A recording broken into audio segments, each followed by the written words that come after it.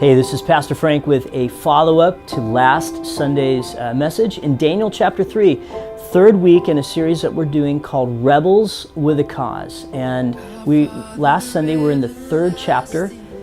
Daniel's a great book. Daniel builds from one chapter to the next. And if you were with us this last Sunday, Nebuchadnezzar leaves Daniel chapter 2 with God revealing an amazing dream to him. And it's really interesting when you read the third chapter of Daniel. Nebuchadnezzar decides after hindsight that he doesn't like the dream that God's given him or the interpretation of the dream. He wants to be the whole statue. He wants to be the whole thing. My kingdom is gold, the whole statue is going to be gold. And just the arrogance and the pride of a monarch. And we could go on a rabbit trail with that. Next Sunday in Daniel chapter 4, read ahead. Watch how God humbles this man. Awesome.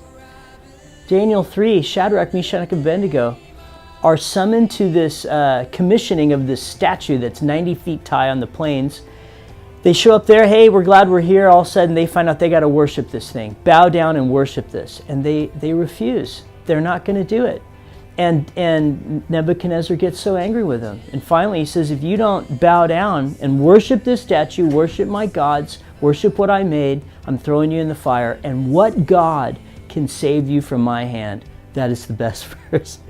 They're like, dude, we're not doing it. Our God can save us. Our God doesn't save us.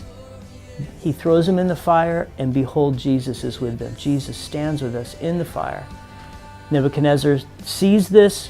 They come out. He worships the God. Daniel chapter 3. Hey, Shadrach, Meshach, and Abednego are rebels. They're rebels for Christ. They are willing to make a stand for the Lord. They were rebels in small things. It allows them to be rebels in big things. They make choices. They always made choices. And these choices make who they are. It's very cool. They are really good examples of what a rebel looks like. And I love this, people. If God isn't going to take you out of the fire, He'll walk with you through it. And that, as I read Daniel chapter 3, that's the one that I just love. I see that God did not save them from the fiery furnace. But our God will always walk with us. He will never leave us. He will never forsake us. He's always with us.